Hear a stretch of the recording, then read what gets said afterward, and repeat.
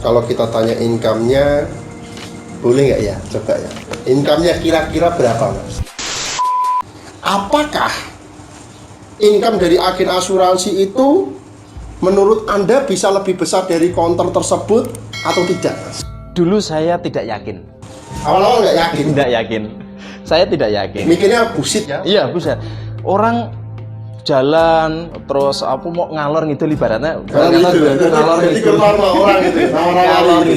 ngidul duitnya sopo kan seperti itu toh. Saya melihat dari kakak saya itu yang sekarang ini sudah menjadi agensi director itu ya. Lain waktu kita ribut ya. Kakak saya.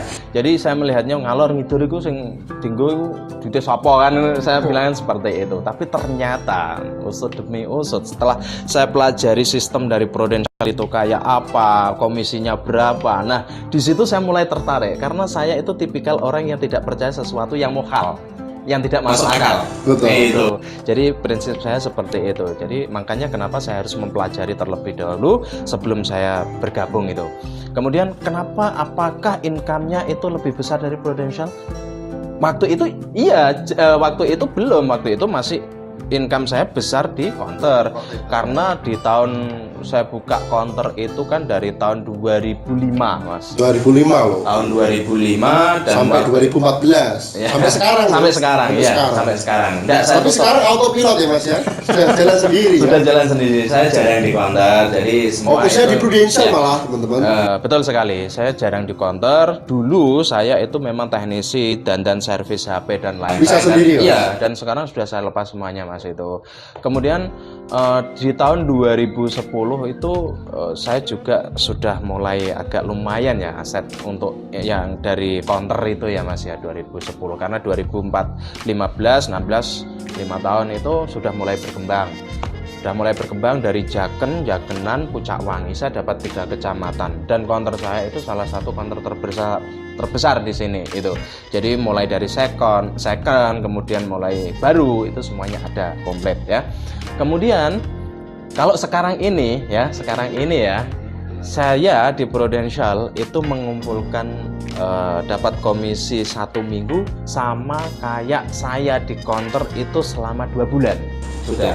1 minggu dibandingkan dengan 2 bulan. Ya, dengar tuh. Jadi penghasilan saya di counter saya lumayan besar.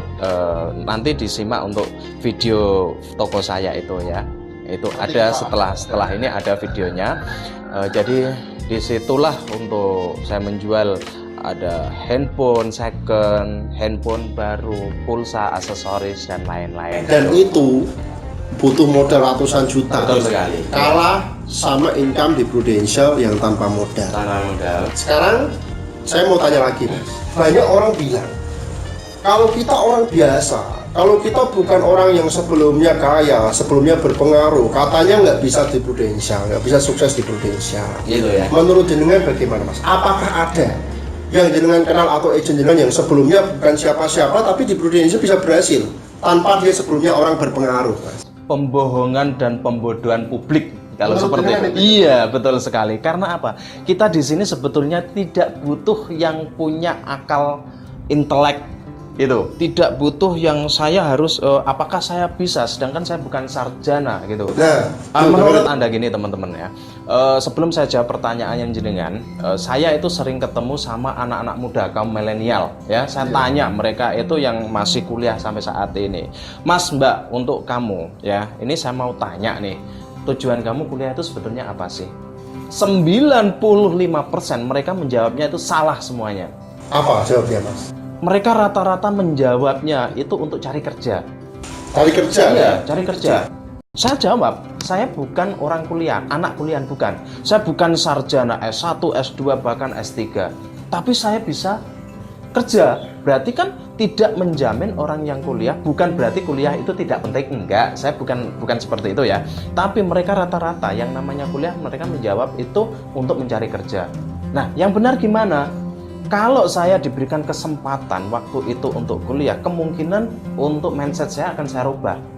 Menciptakan lapangan kerja, bukan untuk mencari kerja. Nah, itu jarang mahasiswa berpikir seperti Iya, itu. makanya kan jarang sekali ya. Hanya 5% ya. Hanya 5%-nya. Ketika saya jawab rata-rata, ya iyalah Pak, saya untuk mencari kerja. Sedangkan kalau sekarang untuk mencari kerja itu kan yang ditanyakan kan ijazahnya kan seperti itu. Tapi kalau di Pruden, apakah pernah menanyakan ijazah kamu apa? Yang sekarang ini sudah menjadi AAD, sudah menjadi AD, apakah mereka itu harus S1, S2? Enggak, ya kan? Bahkan saya punya agen ya yang awalnya 2015 itu saya rekrut itu tidak mau. Jadi saya selalu di PHP ini. Ada acara kayak gitu, ya Pak nanti saya datang, tak tunggu nggak datang 1 kali ya. Kemudian 2 kali tak tunggu nggak datang, 3 kali tak tunggu nggak datang. Kemudian pada bulan April 2018 April ya. Iya. Itu beliau WA saya. Baru WA ya? Iya, baru WA saya. Sebelumnya sudah diajak lama nggak mau nih? Nggak mau, udah 2 tahun saya ngajak dia. WA saya, Pak saya akan coba untuk menjadi agen. Tapi backgroundnya beliau ini untuk Mbak Musriah, backgroundnya dia sebagai penjual baju di pasar, gitu ya.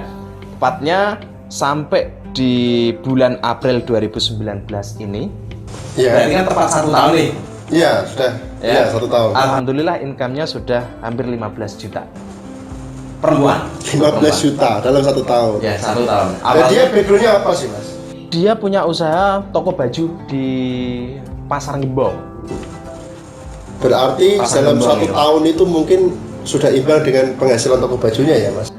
Ya, dikatakan sekarang malah dia itu nggak pernah di pasar lagi, Mas. Sudah tidak pernah di pasar. Iya. Berarti dia penjual tapi skalanya kecil, bukan yang besar gitu ya, Mas? Ya, di skala besar juga. Skala besar juga. Iya, skala besar Tapi dia. malah lebih memilih jadi agen Iya, ya. betul sekali. Karena dia merasa itu tadi apa? Yang namanya agent itu panggilan. Panggilan hati, betul. Meskipun saya paksa waktu itu ya 2 tahun saya menanti untuk agen saya mau bergabung di Prudential ini ya. Berarti penantian saya tidak sia-sia. Artinya gini. Dan waktu itu saya tanya, biasa kan kita sebagai leader itu menanyakan kamu untuk 1 tahun kepengen income berapa per bulan, ya kan gitu ya kan? Dia jawabnya apa? Simple. Saya hanya kepengen 5 juta Pak, karena untuk membayar premi saya, premi anak-anak saya, dan premi suami saya. Bayar asuransi saja. Iya gitu. Dan ternyata sampai saat ini baru tadi malam dia itu WA saya, Pak terima kasih ya sudah diperkenalkan bisnis ini kepada saya. WA-nya bisa dilihat di sini nanti ya. Ada nanti ya. dilihat di sini, nanti saya- dimasukkan di ya. sini. Nah, jadi pesan-pesannya Pak Haji Roni ini buat teman-teman atau buat orang-orang yang orang itu anti dengan asuransi, alergi dengan asuransi itu apa Pak? Supaya merubah mindset yang bersangkutan. Oke, teman-teman ya, baik itu kaum milenial dan kolonial, tidak penting bagi saya ya. Yang penting ketika kita kepingin melakukan sesuatu ya, diniati pertama kali adalah keikhlasan yang harus keluar di dalam hati kita. Setelah itu, biarkan Allah itu yang menentukan. Karena apa teman-teman ya? Bisnis asuransi itu adalah bisnis panggilan jiwa. Dan ketika kita sebagai tenaga pemasar, kemudian kita itu memberikan pelayanan yang terbaik, memberikan informasi yang terbaik, itu adalah salah satunya kita termasuk fastabiqul khairat. Jadi kita berlomba-lomba dalam kebajikan. Itu. Jadi kita memberikan informasi ya kepada calon nasabah kita, itu adalah suatu kebaikan yang sangat luar biasa. Jadi tidak ada batasan umur. Anda yang penting sudah punya KTP, Anda masih dalam posisi produktif, silahkan bergabung bersama kami. Saya pastikan untuk teman-teman yang mau bergabung dan memang benar-benar kepengen punya income gede, hanya di Prudential ini tempatnya, gitu Mas. Nah, jadi bisa dipastikan Prudential memberikan income buat Anda itu bukan tipu-tipu. Pak Haji Roni sendiri, kalau kita tanya income-nya, boleh nggak ya? Coba ya. Income-nya kira-kira berapa, Mas? Untuk sampai saat ini yang kemarin untuk setiap bulannya kurang lebihnya itu ya kepala 4 lah. Kepala 4. Baru sekitar 4 tahun sudah punya income kepala 4. Dan itu rasional. Karena kalau nggak punya income gede, nggak mungkin bisa buat kos-kosan 24 kamar ya. Dan di sini Anda pengusaha butuh modal ratusan juta mungkin untuk bisa mendapatkan income sebesar itu. Dan hebatnya semua dilaporkan ke pajak setiap bulan itu. Ya.